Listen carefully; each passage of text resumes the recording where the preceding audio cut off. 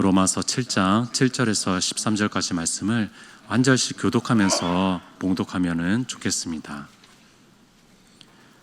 그런즉 우리가 무슨 말을 하리요? 율법이 죄냐? 그럴 수 없느니라.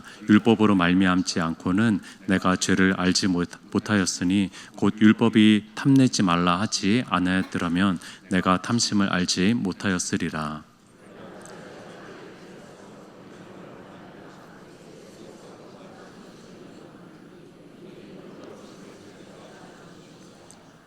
전에 율법을 깨닫지 못했을 때에는 내가 살았더니 계명이 이름에 죄는 살아나고 나는 죽었도다.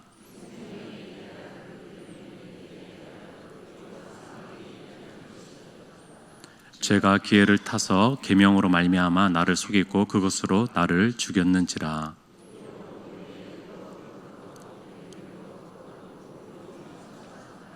다 같이 그런즉 선한 것이 내게 사망이 되었느냐? 그럴 수 없느니라. 오직 죄가 죄로 드러나기 위하여 선한 그것으로 말미암아 나를 죽게 만들었으니 이는 계명으로 말미암아 죄로 심히 죄되게 하려 함이라. 아멘. 17세기의 천재적인 신학자였던 토마스 아퀴나스도 그랬고 또 16세기의 종교개혁가였던 마틴 루터도 동일한 의견을 가졌는데 율법은 복음에 비해서 열등한 것이다 라는 주장을 했습니다. 율법과 행위는 옛 이스라엘 시대에 해당되는 것이고 복음과 죄사함, 은혜는 새 시대 교회에 해당되는 것이다, 적용되는 것이다 라고 하면서 율법을 그 복음에 비해서 좀 열등한 것으로 생각했던 그런 생각들 또 주장들이 있었습니다. 그러다 보니까 율법과 복음을 이분법적인 사고로 생각하는 것이죠. 율법 따로 또 복음 따로 생각하는 일들이 발생하게 되는 것입니다.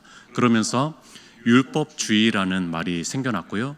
또 한편으로는 율법 폐기론이라는 말들이 생기기 시작했습니다. 그래서 21세기를 살아가는 우리도 율법 하면은 좀 부정적인 인식이 더 많이 큰 것은 복음서에 나오는 어떤 율법을 따랐던 그런 바리새인과 서기관들 또 유대인들의 영향을 좀 받지 않았을까 생각을 해봅니다. 초대교회 때 교회사 속에서 여러 이단들이 있었는데 그 이단들 중에서 마르시온이라고 하는 이단이 있습니다. 마르시온. 이 이단은요 이런 생각을 했습니다. 마르시온이라는 사람이 있었거든요. 구약 성경의 하나님은 가혹하고 심판의 하나님, 율법의 하나님, 창조주 하나님인데 신약 성경의 하나님은 온유하고 사랑이 많고 은혜가 풍성하신 하나님이다 라고 얘기하면서 이 구약 성경의 하나님과 신약 성경의 하나님이 일치하지 않는다. 그래서 구약 성경은 폐기해도 된다 라고 생각했던 그 이단 사상이 바로 마르시온이라고 하는 이단 사상인데요. 우리로서는 너무 황당하죠. 왜냐하면 우리는 정경시대를 살아가고 있기 때문에 그렇습니다. 무슨 얘기냐면요, 정경시대라는 것은 성경이 66권이 확립된 이후의 삶을 살아가는 그리스도인의 삶이죠. 그러나 정경 66권이 확립되기 전까지는요, 구약이 있어야 되네 말아야 되네, 야고보서가 들어가야 되네 안 들어가야 되네, 그런 논란이 많았던 시대가 바로 정경 시대 전의 시대였기 때문에 우리로서는 너무나 황당한데 이 구약 성경 39권이 너무나 소중한데 그 당시에는 아주 유명했던 이단 사상 중에 하나가 마르시온이라고 하는 이 이단 사상이 있었습니다. 참 재미있죠. 우리는 그렇게 생각하지 않지만 그때 당시에 구약 성경의 하나님과 신약 성경의 하나님이 다르다. 그래서 구약 성경 폐기할 수 있다라고 깎았지 주장을 한 것입니다. 굉장히 논란이 많았고 제법 영향력이 있었던 이단 사상이었습니다. 그럼에도 불구하고 하나님의 경륜은 참 놀랐습니다. 교회사는 놀랍습니다. 하나님의 역사하심은 참 놀랐습니다. 왜냐하면요, 이 시간들을 통해서 정경이 확립될 필요가 있구나 라고 하는 그런 당위성을 가지고 이제 이들이 정경을 확립하기 시작합니다. 그래서 우리 손에 이 성경 66권이 들려질 수가 있었겠죠. 그렇지 않았으면 여전히 우리는 혼란스러울 것입니다. 이것이 정경이냐? 이것이 성경이냐? 이것이 아직도 필요하냐? 이것이 불필요하냐? 라는 논쟁 속에서 우리는 선명한 주님의 말씀을 듣기보다도 그 신학적 논쟁 속에서 여전히 있었을 수도 있겠지만 이런 이단 사상과 씨름하면서 결국엔 하나님께서 이 정경 66권을 성령의 감동 안에서 확립하기 시작한 것이죠. 교회와 신학은 늘 불완전합니다. 교회는요 늘 흔들리는 공동체였습니다. 이 신학도 불완전한 학문이 신학입니다. 세상 속에 거의 유일한 희망 공동체가 있다면요 그것은 교회입니다. 그럼에도 불구하고 교회도 불완전합니다. 교회도 흔들리는 공동체입니다. 최고의 학문이라고 불리는 신학도요 어떤 누구가 주장해도요 완전하지 않습니다. 미완성입니다.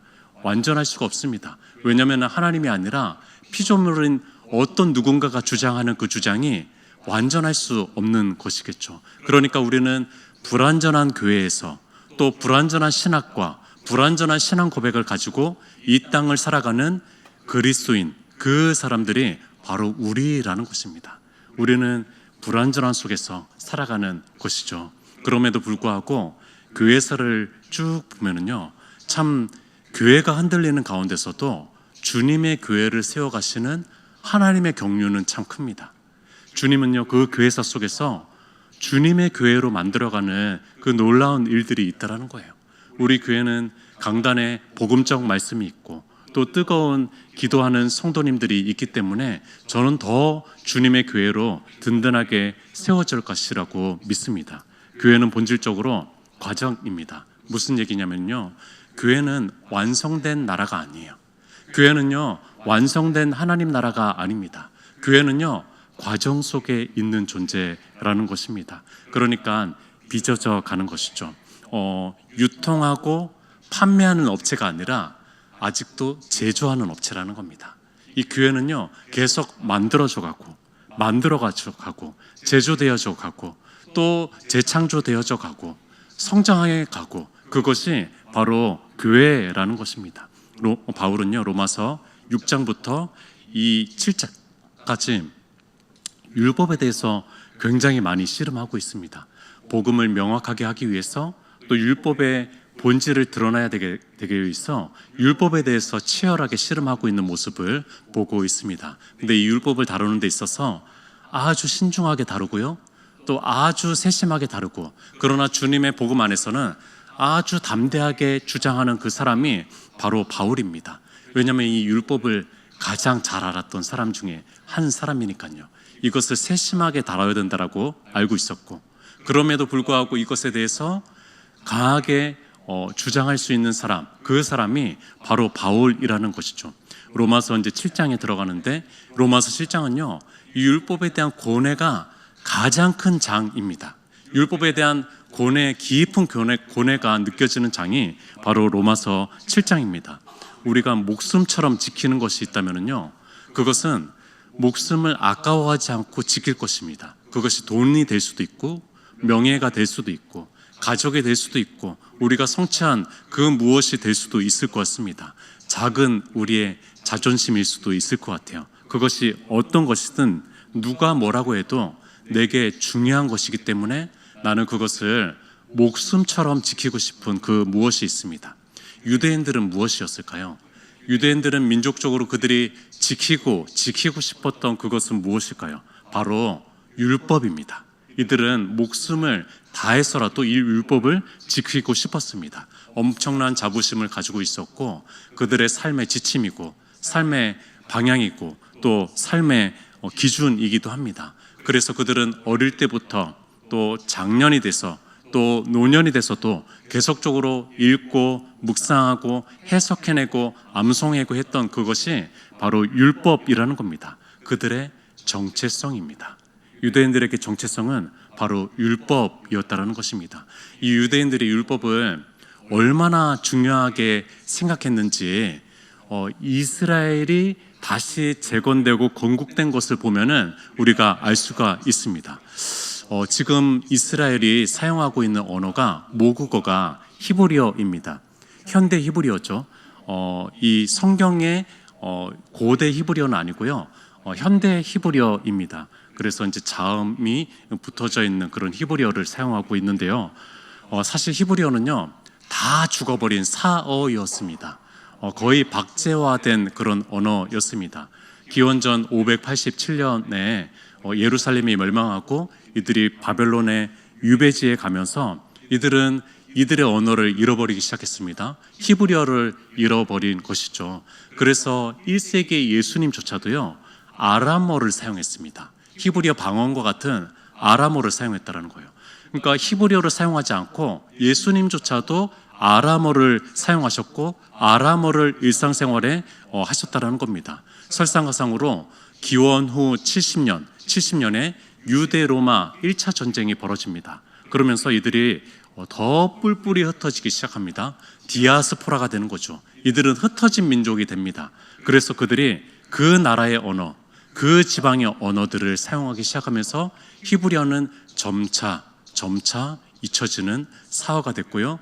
이 언어는요 회당에서 폼 잡는 그런 언어가 됐습니다. 그래서 히브리어는 사용하지 않는 언어가 됐는데 이들이 1948년에 이스라엘을 건국하기 시작한 거예요.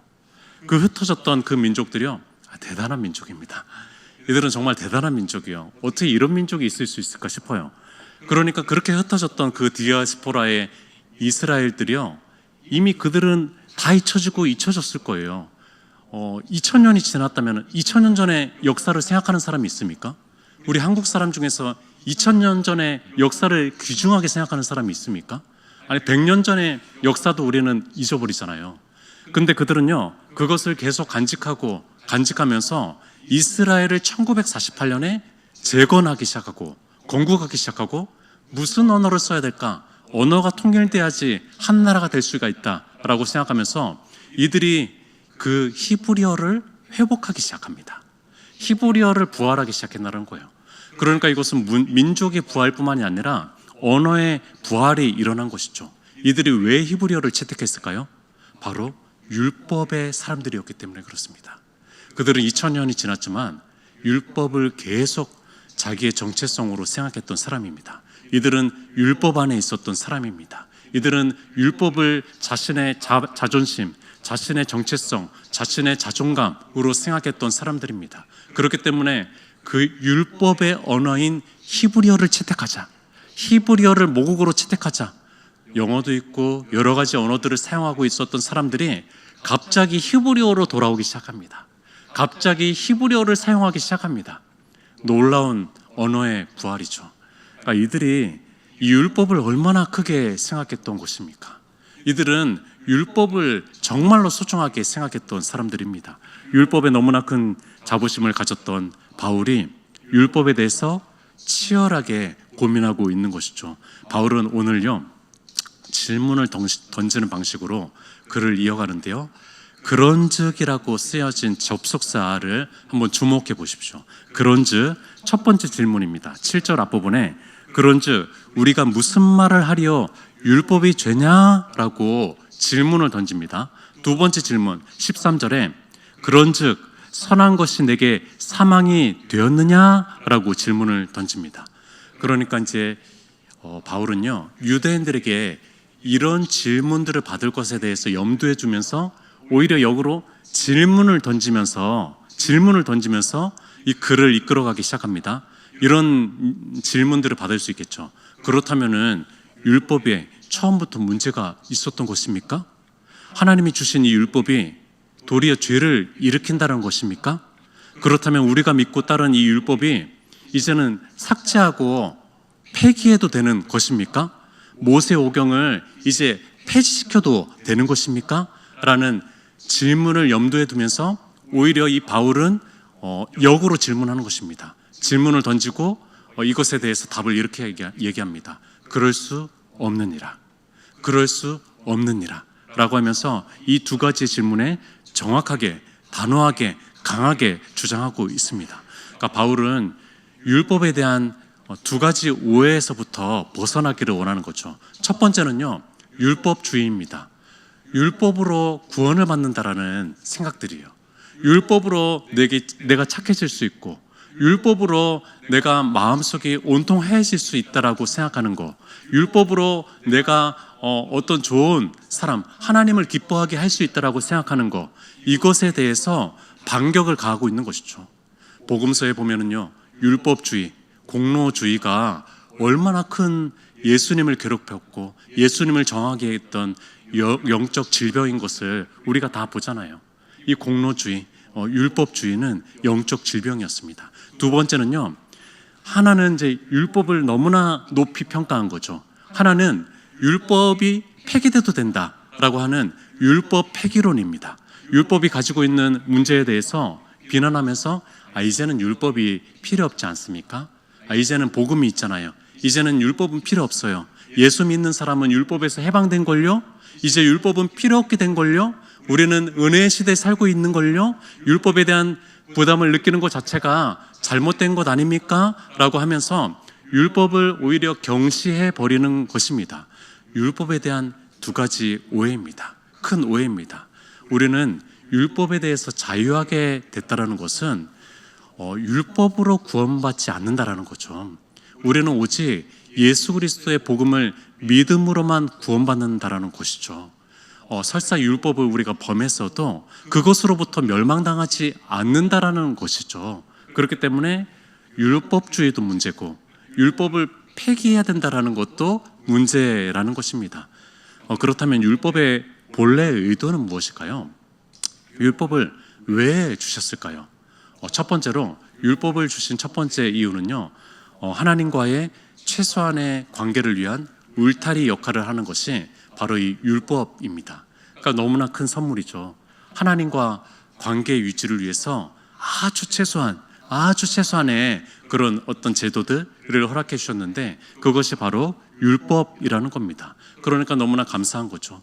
하나님과의 올바른 관계를 통해 가지고 또 사람과 이웃과 올바른 관계를 맺을 수가 있는데 그것을 위해서 율법을 던져줬다라는 것입니다. 두 번째는요, 죄를 깨닫게 해주는 역할을 합니다. 율법은 죄를 깨닫게 해줍니다. 로마서 3장 20절에 그러므로 율법의 행위로 그의 앞에 의롭다 하심을 얻을 육체가 없나니 율법으로는 죄를 깨달음이니라 라고 얘기하고요. 오늘 보았던 7장 7절 중간 부분에 율법이 죄냐? 그럴 수 없느니라. 율법으로 말미암지 않고는 내가 죄를 알지 못하였으니 라고 얘기합니다. 그렇습니다. 율법이 없었다면요, 우리는 죄를 깨닫지 못했을 것입니다. 율법 때문에 우리는 죄를 깨닫는 죄인이 됐습니다. 어떤 사람은 죄를 깨닫지 못하는 죄인이에요. 어떤 사람은 죄를 깨닫는 죄인입니다. 율법으로 인해서 하나님께서 수여하신 이 율법을 통해 가지고 우리는 죄를 깨닫는 죄인이 됐다는 겁니다. 더 궁극적으로는 예수 그리스도의 복음의 빛 아래서 율법을 보았을 때 죄를 더 깨닫게 되는 것이죠. 그러나 율법을 준수하려고 하는 사람들도 이런 마음을 가졌을 것입니다. 나 왜 이렇게 준수가 안 되지? 나 율법의 정신을 왜 이렇게 잘 지키지 못하지? 라는 생각을 하면서 내 안에 이 죄가 끊어지지 않는구나 라는 것을 아마 느꼈을 것입니다. 그렇다면은 우리는 이제 복음을 통과한 사람들이잖아요. 예수 그리스도의 복음을 통과해서 하나님의 자녀가 된 사람입니다. 그러면은 그 사람들에게는 율법의 제3의 적용이 적용됩니다. 이것을 신학자들이 율법의 제3의 적용이라고 얘기합니다. 믿음으로 인해서 하나님의 자녀가 된 사람들은요, 이 율법을 어떻게 적용하냐면요, 이 율법을 구원의 성화의 구원을 이루어가는 것으로 이 말씀을 받아들이기 시작한다라는 것입니다. 그러니까 구원받은 하나님의 자녀들이 성화될 수 있도록 온전히 구원할 수 있도록 하는 것으로 이 율법을 받아들이기 시작하는 것입니다. 12절을 보겠습니다. 이로 보건대 율법은 거룩하고 계명도 거룩하고 의로우며 선하도다라고 얘기합니다. 우리 그리스도인들에게도 율법은 여전히 거룩합니다. 또 의롭습니다. 또 선한 것입니다. 율법은 하나님의 마음이 담겨져 있습니다. 율법은요, 하나님의 백성들을 향한 통치 원리가 담겨져 있습니다. 율법은요, 하나님의 사람들이 살아가야 되는 신앙의 실천들과 원리들이 담겨져 있습니다. 그렇기 때문에 우리는 율법 폐기론자들이나 마르시온과 같은 이단적 사상이 아니라 구약 성경을 소중히 여겨야 되는 것입니다. 그렇기 때문에 김남준 목사님이라는 분은요, 구약 성경은 신약 성경을 향하게 돼 있다, 신약 성경은 구약 성경을 향하게 돼 있다라는 얘기를 합니다. 구약 성경으로는 온전히 하나님의 자녀가 될 수 없다라는 것을 느끼니까 신약의 복음을 향하게 되는 것이죠. 그런데 신약의 복음을 느끼니까 하나님의 자녀가 되고 나니까 나는 거룩해져야 되는구나, 나는 성결해져야 되는구나, 나는 성화의 구원을 이루어야 되는구나 라고 하면서 구약을 향하게 되었다는 것입니다. 그래서 이 구약의 36권과 또 신약의 이 귀한 66권 전체가 주님 안에서 서로 주고받고 나아가게 되는 것이죠. 구약 성경, 구약 성서학자인 차준희 교수님은 이런 얘기를 했습니다. 아마도 하나님 나라는 무법 천지가 아니라 율법 천지일 것이다 라는 얘기를 했습니다. 하나님 나라에 우리는 법이 전혀 없는 것으로 생각할 필요가 없다. 그 나라는 오히려 율법 천지일 것이다 라고 얘기하면서, 그렇다면 우리가 이 땅에서 사는 동안 해야 될 중요한 일이 하나가 있습니다. 그것은 율법과 친해지는 일입니다. 그것은 율법의 체화입니다 라는 말을 했습니다. 성화라는 거죠. 하나님의 말씀, 구약과 신약을 우리는 성화를 통해서 실제적으로 변화되어지고 또 살아가는 그런 일들이 우리 가운데 일어나야 되는 것이겠죠. 그래서 찬송가 오늘 불렀던 425장의 4절에 주님의 뜻을 이루소서 온전히 나를 주장하사, 그렇다면은 주님과 동행함을 만민이 알게 된다라는 거예요. 참 힘든 일입니다. 주님께서 나를 온전히 주장하셔가지고 만민이 보았을 때 내가 주님과 동행하는구나, 저 사람은 주님과 동행하는구나. 우리가 이제 설날 명절을 앞두고 있잖아요. 그곳에서 그 가족들이 나를 보았을 때 주님과 저 사람은 동행하고 있구나 라는 것을 발견해야 되는 것인데, 이것이 주님의 뜻을 이룰 때, 성화를 이룰 때, 온전히 주님께서 말씀으로 나를 주장할 때 이루어질 수 있다는 것입니다. 그렇다면 우리가 해야 될 것은 무엇입니까? 바로 하나님의 말씀과 가까워지는 일이겠죠. 가까워지려고 하는 몸부림이겠죠. 하나님의 일하심과 하나님의 육성, 말씀이 담겨져 있는 하나님의 말씀과 가까워져야 되는 것이겠죠. 주일 공예배 때, 또 새벽 기도회 때, 또 금요 성령 기도회 때, 또 우리의 여러 예배들 속에서, 또 개인적으로 하나님의 말씀을 접하는 이 성경책을 읽고 청종하는 그 시간 속에서 우리는 말씀과 더 가까워져야 되겠죠. 마르다가 먼저가 아니라 마리아처럼 주님 앞에, 말씀 바치 앞에 더 가까이 나아가야 되겠죠. 이 오해하지 마십시오. 기독교적인 생각을 가지고 살아가고 있는 사람들이 복음주의가 아닙니다. 기독교적인 생각을 가지고 그냥 살아가는 사람들은 오히려 자유주의일 가능성이 많습니다. 기독교적인 생각을 가지고 내 생각으로 살아가기 쉽기 때문입니다. 기독교 그리스도인들은요, 기독교적인 생각으로 살아가는 사람들이 아니라 하나님의 말씀을 계속 접하고 매일매일 접하고 그 말씀을 계속 떠올리면서 그 말씀에 따라서 반응하고 그 말씀에 따라서 실천하고자 하는 사람들, 그 사람들이 그리스도인입니다. 기독교적인 생각으로 살아가는 그 사람들을 자유주의라고 얘기할 수가 있습니다. 그러나 하나님의 말씀을 늘 붙잡고 그것에 따라서 반응하면서 실천하는 사람들, 그 사람들을 복음주의자라고 얘기할 수 있을 거라는 것입니다. 그리스도인은요, 말씀을 실제로 읽고 접하는 사람들입니다. 종교개혁을 통해서 하나님께서 원하셨던 그것이죠. 우리 손에 성경책이 들려지는 거. 이제 새해를 맞이했고 이제 구정 새해도 맞이할 준비를 우리는 하고 있습니다. 그렇다면은 새해 다짐이 필요하겠죠. 새로운 결심이 필요할 것입니다. 작년보다 올해 하나님과 더욱 가까워지고 싶습니까? 작년보다 올해 하나님의 뜻을 더 살기 원하십니까? 작년보다 올해 성화의 구원을 더 누리기 원하십니까? 별 수 없습니다. 작년보다 올해 하나님의 말씀과 더 가까워지기 원하기를 원합니다. 작년보다 한 해 성경책과 더 가까워지기를 원했으면 좋겠습니다. 작년보다 올 한 해 성경책이 더 낡아지는 은혜를 누리시기를 원합니다. 작년보다 올해 하나님의 예배의 자리, 하나님의 말씀의 자리에 더 나아가시는 우리 성도님들이 되셨으면 좋겠습니다. 그래서 그리스도를 아는 지식이 우리 마음 가운데 성화를 이루는 지식이 되었으면 좋겠습니다. 기도하도록 하겠습니다. 하나님, 오늘도 우리에게 주시는 그 말씀, 또 그 성경의 말씀, 성경책이 우리를 성화시키고 하나님의 자녀로 온전하게 그 과정 속에서 나를 만들어가는 그 과정의 구원을 누리게 하여 주시옵소서. 나를 주장하여 주시옵소서. 나를 제조하시고 만드시고 재창조하시고 변화시켜 주시옵소서. 그 과정 가운데 서 있기를 원합니다. 그러기 위해서 하나님과의 그 말씀에 더 가까이 나가기를 원합니다. 주여 한번 외치고 기도하도록 하겠습니다.